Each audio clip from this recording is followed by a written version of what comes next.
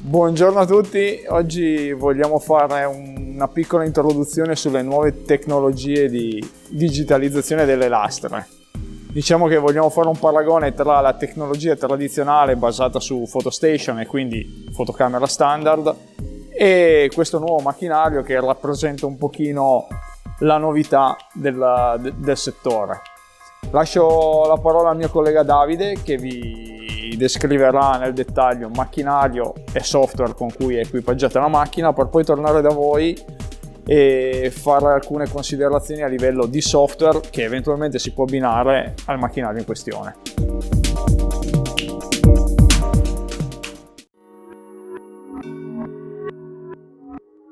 Buongiorno a tutti, io sono Davide Beccaria, sono un tecnico della Taglio e sono qui a presentarvi il nostro sistema di scansione che abbiamo chiamato SlapVision. Abbiamo deciso di creare questo macchinario perché abbiamo raccolto un po' di informazioni dei nostri clienti riguardo le PhotoStation. Abbiamo cercato di risolvere una serie di noie segnalateci e di ridurre un po' gli ingombri e gli spazi per fare le foto, creando questa macchina. La PhotoStation ha bisogno di un'area di 5 metri x 5 metri dedicata, mentre questa macchina è molto più compatta perché in 5 metri di lunghezza ma in soli 2 metri di profondità si ha tutto.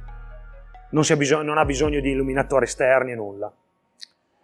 La seconda cosa importante è che, avendo creato come una camera oscura dove è alloggiata la fotocamera, non c'è nessun agente esterno che possa andare a inficiare sulla qualità dell'immagine, come per esempio luci, come adesso si possono vedere dei riflessi sulla lastra, il mio riflesso e il riflesso delle luci, o anche dei colori che possono esserci presenti nell'ambiente, come in questo caso il pavimento azzurro o dei portoni blu o dei portoni rossi che vanno a modificare la qualità del colore proprio dell'immagine. Tutto questo l'abbiamo risolto creando questa darkroom. Inoltre, usando il tipo di fotocamera che usiamo su queste macchine, abbiamo migliorato di molto la qualità dell'immagine, il numero di pixel di qualità di colori e anche la profondità dell'immagine, perché certi materiali che hanno delle microvene, con una PhotoStation, con una telecamera tradizionale, è difficile entrare nel dettaglio e vederlo. Questa cosa è stata risolta con questa macchina. Abbiamo inoltre risolto i problemi di calibrazione della telecamera collocandola all'interno dello shuttle in modo meccanico, fissandola in modo meccanico. Questo cosa significa? Che nel tempo non c'è bisogno di andare a fare nessun tipo di calibrazione della fotocamera. Fatto lo startup della macchina, quello è. Mentre una PhotoStation, avendo un sistema standalone, potrebbe aver bisogno di calibrazioni. Perché? Perché può nel tempo spostarsi leggermente, può subire qualche colpo e allora questo necessita di nuovo l'intervento tecnico.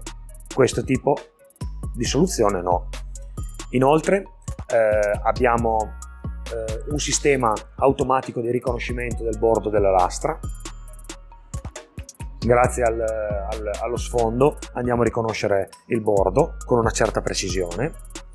In più la macchina è dotata di un sistema di calibrazione, di misura della lastra che va a utilizzare il motore brushless che è montato sulla macchina con un sistema di calibrazione molto preciso da noi sviluppato, e questo ci permette di avere una precisione sotto il millimetro per metro. Abbiamo inoltre il software che fa un riconoscimento automatico dei difetti segnati, se si vogliono segnare prima, o altrimenti il software permette di segnarli in un secondo momento e di avere un'immagine pulita e un'immagine con i difetti segnati. La velocità di scansione di questa macchina è bassissima perché in 30 secondi si ha il file di output, non necessita di aria pressurizzata, non necessita di acqua, semplicemente di una normale alimentazione a 220 volt che si può trovare in qualunque ambiente. L'area di scansione della macchina in altezza abbiamo 2200 mm massimi e in lunghezza abbiamo due versioni, la versione standard, che è questa, che permette di caricare 3500 mm di lastra, e poi abbiamo una versione jumbo che arriva fino a 4100 mm.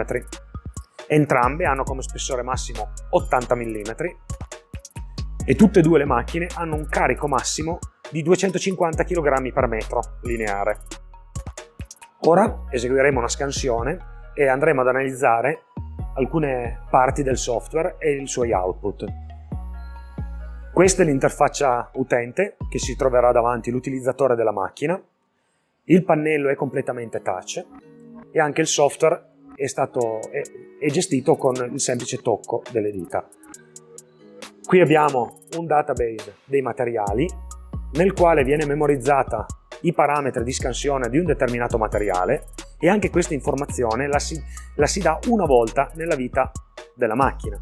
Poi non è necessario in futuro, quando si va a scansionare il medesimo materiale, andare a operare in nessun genere sull'immagine.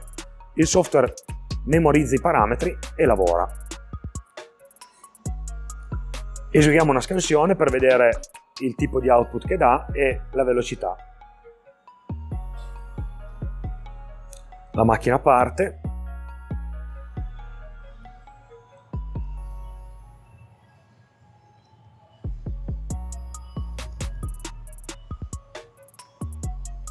Come vedete è molto silenziosa.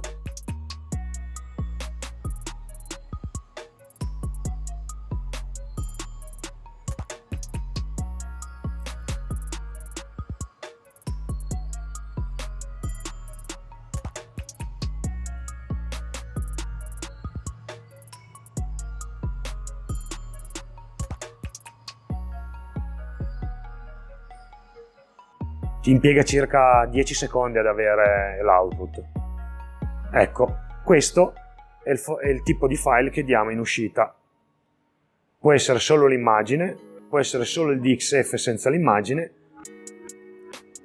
oppure può essere il nostro formato, che è il tag, che contiene tutte le informazioni. Questo è un difetto segnato.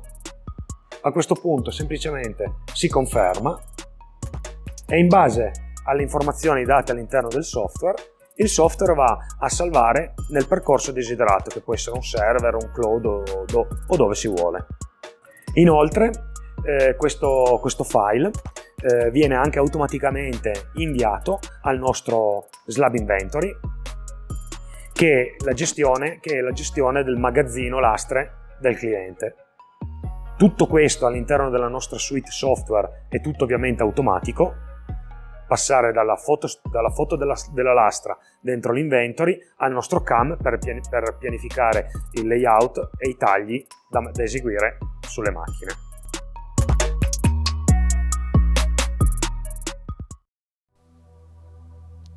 Sono di nuovo da voi per dare un'occhiata al software d'ufficio. Come dicevamo, ci sono due strumenti che ci tornano particolarmente comodi per trattare gli output dello scanner, che sono appunto Top Drive e Lastra. Il primo oggetto, che è quello che stiamo vedendo ora, ci consente di processare dei disegni più o meno complessi che arrivano da strumenti quali ProLiner, iTemplater o similari, che ovviamente i clienti possono utilizzare per tracciare piani cucina o comunque altre componenti. E qui vediamo appunto che il software ci consente di importare il file generato da questi tool, variare un pochino la geometria.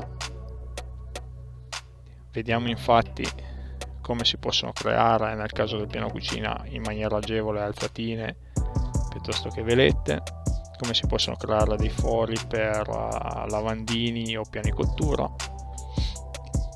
come si possono assegnare lavorazioni di bordo. Sono ovviamente tutte informazioni che aggiungiamo al disegno di partenza per istruire il software, che in seguito andrà a calcolare i percorsi di taglio e i percorsi di lavorazione. Qui vediamo ad esempio che si crea un piano con un'alzatina, una veletta per fare un layout di tipo waterfall, che andremo poi a investigare un pochino meglio quando abbineremo i materiali. È possibile ovviamente creare layout con materiali differenti, quindi possiamo combinare all'interno di uno stesso progetto pezzi realizzati, come in questo caso, in Calcutta Black e un nuovo materiale chiamato qui Patagonia. Una volta che il nostro progetto di layout è pronto, possiamo passare alla fase di diciamo vein matching vera e propria, in maniera diciamo piuttosto semplice e intuitiva. Con un paio di clic creiamo infatti quella che stiamo vedendo qui, cioè una commessa di lavoro dove possiamo dal database delle lastre selezionare le immagini che ci interessano. Sono ovviamente disponibili filtri per ricercare i materiali all'interno del database. Ricordo appunto che il database può essere popolato direttamente dallo scanner oppure può essere aggiornato manualmente dagli operatori. Qui stiamo qui stiamo aprendo il progetto per avere la vista 3D. Andremo ora a vedere tutte le lastre che abbiamo abbinato e inizieremo così a creare il nostro layout definitivo.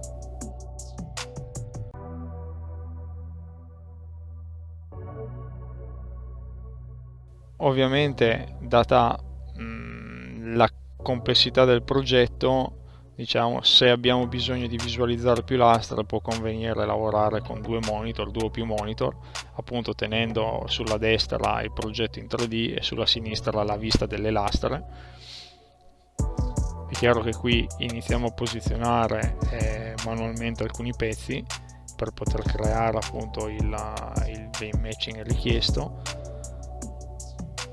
Il software offre sia funzioni manuali che automatiche per comporre il layout, ovviamente in base al disegno potremo sfruttare più o meno bene gli automatismi proposti.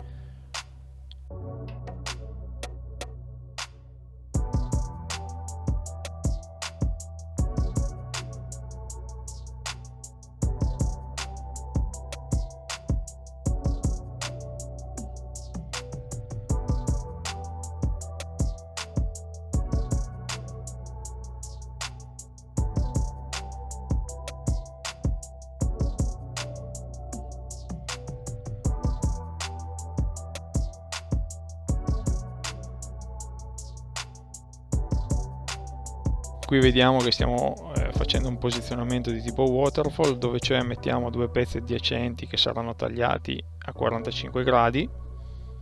Stiamo posizionando il primo pezzo. Qui si può sfruttare la funzione automatica di posizionamento in quanto i pezzi sono adiacenti. Il software ovviamente tiene conto del fatto che saranno tagliati a 45 gradi e poi di conseguenza posati, e vediamo che si ottiene un vein matching perfetto, che comunque può essere aggiustato facilmente shiftando i pezzi sull'immagine per creare, diciamo, il layout che l'architetto piuttosto che il cliente desiderano. Finita la fase di layout vero e proprio, quindi quando abbiamo tutti i pezzi posizionati sulle lastre possiamo passare in produzione. Anche qui si vede quanto il software è integrato, perché con un paio di clic possiamo selezionare una delle lastre, applicare i tagli. In questo caso abbiamo scelto una macchina combinata per eseguire il taglio della lastra selezionata. Vediamo infatti che sono stati programmati sia tagli di disco, quelli viola, che tagli di waterjet, quelli azzurri. Stiamo ora vedendo una simulazione. Ovviamente sono disponibili strategie automatiche e semi-automatiche per comporre il nostro piano di taglio. Il software ha un'intelligenza tale per cui cerca di ottimizzare i movimenti della macchina in funzione dei pezzi che andranno tagliati, quindi cerchiamo di ridurre il numero di spostamenti e eventualmente di unificare alcuni tagli. Ovviamente trattandosi di taglio con disco bisogna tener conto dell'ingombro dell'utensile, pertanto alcuni spigoli non è possibile completarli. E con questo siamo alla fine del video, vi ringraziamo per l'ascolto e rimaniamo a disposizione per una live discussion sulla piattaforma di Marmo MacroStart. Di nuovo grazie a tutti, alla prossima. Davide. Ciao. Fabio.